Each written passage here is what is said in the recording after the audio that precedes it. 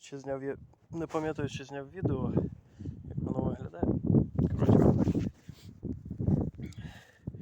нижче рівня землі. Тут ще підрізати оце виходить. Ну і залишилася така от штука.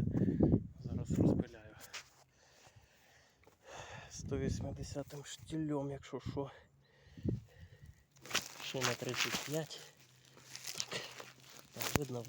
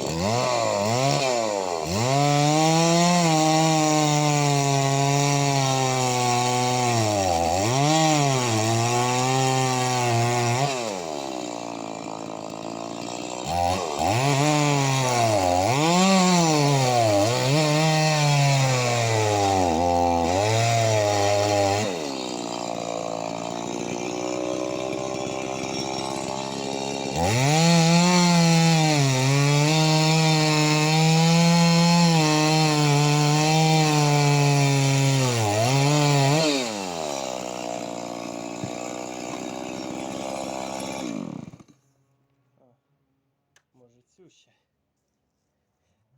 Да, раптом не влізе.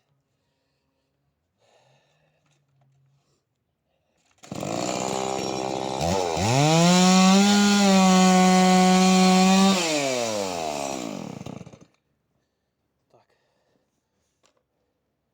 Тепер точно все. Залишилось розколоти. Це, я думаю, влізе. От. Коротше, вийшло не дуже рівно.